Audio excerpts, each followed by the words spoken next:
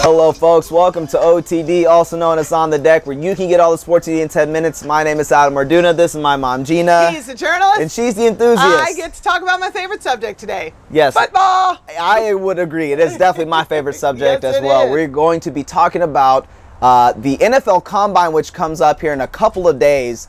And the reason why we're talking about this is because there's all these ESPN analysts, these people on the NFL Network, CBS Sports, Fox Sports, everyone has their own personal analytics team or guy or NFL expert or insider that tends to feel like they have the perfect formula to how to rate or to grade these new guys coming up into the NFL draft and then to become rookies in the league. Right. And so our main topic today is about the people that run the analytics departments or these insiders that feel like they have the right formula into which how to grade or project these guys into the league. How to do the draft. And how to do it, yes. And for me, we want to never criticize other journalists or I'm not a journalist, he's a journalist, but just in general, other people who are making their living analyzing sports. We don't ever want to criticize somebody else, but what I'm criticizing, I think, is really the mechanism that they're using to do that. Sure. And that's this whole thing about analytics and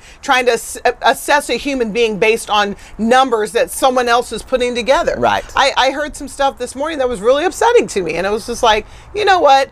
This is the problem right now. Well, and time after time, there are so many players that get drafted in whichever round that they get drafted in, and they either should be drafted in that position or they shouldn't be drafted in that position. But a lot of that is too because of why people or because of these analytics guys, these numbers guys that think that they know exactly what this team should have or which team should go after this person, and guys get drafted in the first round that should be drafted maybe in the 4th or 5th round, and there are guys that should be drafted or that are drafted in the 4th round that should be drafted maybe in the 2nd or 1st round. Yep. And so there's always these misses. Every year there's a miss by some franchise or by some coaching staff, and you say, well, this guy was drafted in the 3rd round and is probably the best player in the entire draft. Why wasn't he drafted number 3 or number 2 or number 1 overall? Well, a lot of that has to do with the fact that you hear these people, certain names that you don't want to necessarily say, but you hear these guys spewing these numbers and you sit there thinking, well, why is that really taking place for the overall grade? Matter? For the fact that this guy should be drafted where he's drafted. It should just be the franchise and the ownership and the coaching staff that makes that full decision. Now, they do make that full decision, but I think a lot of it has to deal with the fact that these guys claim to know exactly what's going on, and so that way it hurts these athletes for getting the money that they deserve within being first or drafted in the 1st or 2nd round. Well, at the end of the day, here's my thought. Analytics belongs in baseball. That's really where it came up from. And that movie Moneyball, which I tried to watch, but I was bored to death. It's really long. And really, I mean, seriously, I did try to watch it, but it was like, no. Yeah. I'd rather watch 13 innings of a Royals game than Moneyball. Try to watch that being said, analytics has proven to be a very effective way, for whatever reason, the way the game of baseball is played, that helps them in drafting or putting teams together and putting the right person in the right spot. It does not work, in my opinion, as a keystone to drafting talent in the NFL. If you want to, you have to have some stats. How many touchdowns do you throw versus interceptions or in the yards percentages of things like that? You got to have some. There are stats. You keep stats for the game. Right. We do it for the little kids. The 7th grade team, we're keeping stats. But for that to be such a big part of it, and then you hear these talking heads again, we're not going to say names, we all know who has their mock drafts. Yes. We know who does that. And they're talking about this guy is a top 10 or he slid down to the 29th or 103rd, blah, blah, blah.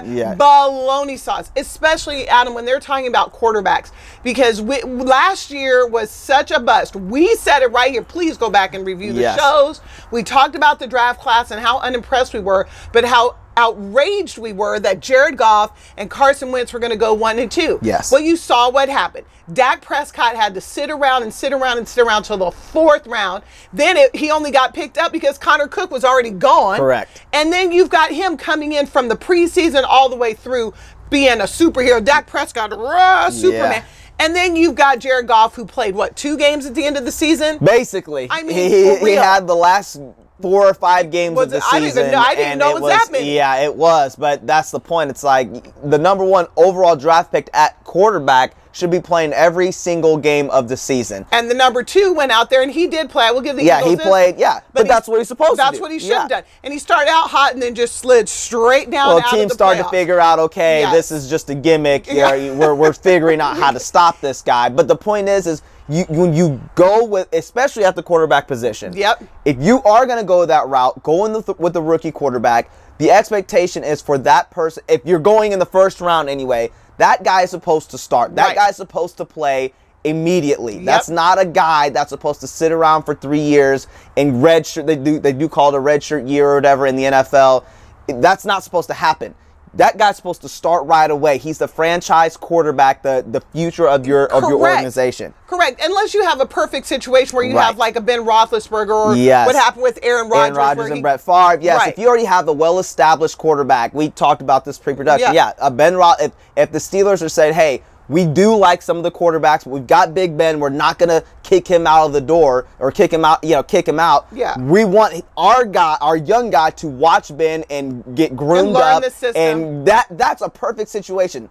Matt Stafford, if the Lions decide to draft somebody, but they said we have Matt Stafford, he's got great years left. We want our young guy to sit in behind Matt. And Matt Ryan, exactly. There's other quarterbacks in the league that it makes sense to sit and watch and learn from these guys. But if you're not in that situation and you draft a quarterback in the first round, especially with a top 5 pick, that guy's supposed to start right away. You don't let him sit till week 10 or 11 before he gets his first start. But here's my problem with it, is you let analytics guys tell you who that guy's supposed to be. Right. You're desperate for a quarterback. Real life situation right now. The Cleveland Browns are desperate for a quarterback. I happen to think RG3 was the right choice for them. He was just injured. Right. So now you've got a young man coming into the draft who can give you exactly what RG3 could have given you. Deshaun Watson. Deshaun Watson is coming into the draft. Right. And you've got analytics guys saying, well, I mean, Cleveland has a first round pick, but I don't know. Maybe he needs to slide to the 2nd or 3rd round. Or get out of my life with that. Exactly. Deshaun Watson needs to be a first round, top 10 pick, and he needs to go to a team like Cleveland who needs him.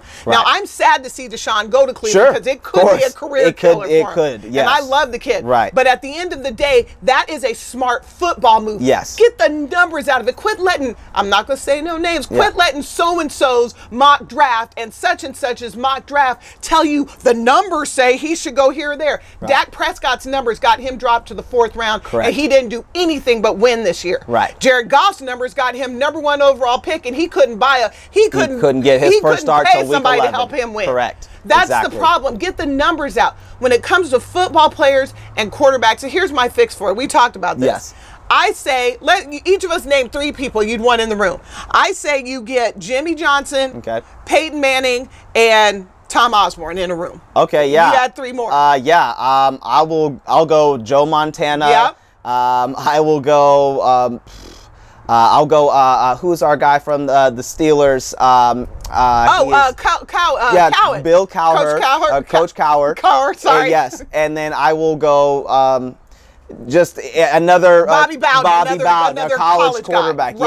College coach Bobby Bowden. Right, exactly. You get those 6 gentlemen in a room, or John Gruden for either one. John Gruden is the 7th vote. Exactly. You get those 6 men and John Gruden in a room and say, we're going to evaluate this class of quarterbacks, and we're going to go off of what you see eye test. We're watching film on everyone, and we're watching games. We're going to interview their coaches and their position coaches and their OCs, and then we're going to come up with our draft and how we rank those quarterbacks. Because all this analytics has gotten you nothing but back-to-back years of busts in your quarterback. And you're about to do it again. If Deshaun Watson doesn't go overall as the #1 quarterback picked in the first round, let me just, I don't even have the words for that. It's ridiculous. Well, and like you said, stats and numbers should be, it is important to have those. It's a part of it. It should be a sliver of how you analyze the athlete. But it shouldn't be the driving force to how someone's draft status will go up or down.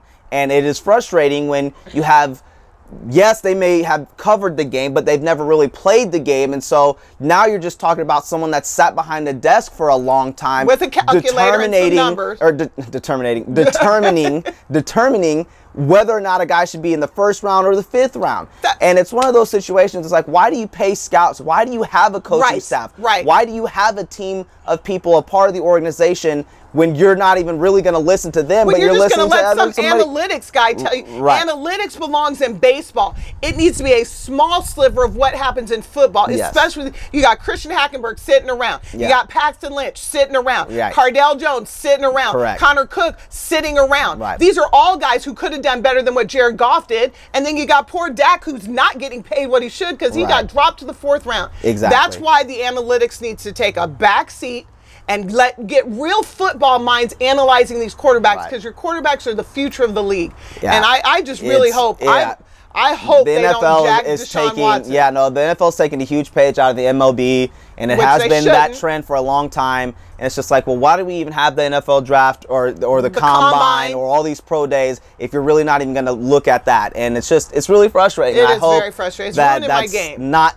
how everyone is going to continue to be looked at. Maybe I haven't been as enthusiastic, but we've been arguing about this all you know day. what? This is a big deal because the NFL Combine is coming up, and the pro days are going to be coming right after that. And so the NFL draft is at the end of April, and so we're really excited. Yeah, we are. And you have the OTAs and all those things coming up. And then it'll be training camp, and then the season will be here. Just get the analytics out of my game. Well, let us just have talent analysis. Is what it is. But we just want to say we appreciate your time. Please continue to follow us on all of our social media, because we are very active in all of our Twitter handles. Please like our Facebook page and type in OTD for that. And please subscribe to our YouTube channel. Type in my name, Adam Orduna. And we love your comments. We want to hear your thoughts. Thanks for joining us. See you next time, folks.